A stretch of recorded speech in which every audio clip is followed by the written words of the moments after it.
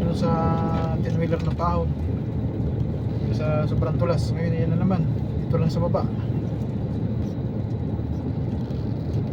Kaya bahala na matagalan, dahan-dahan na lang dahil matulas ang daan, umuulan.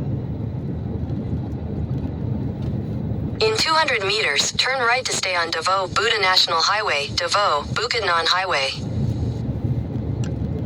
Salita na yung GPS. Okay mga idol, thank you for watching.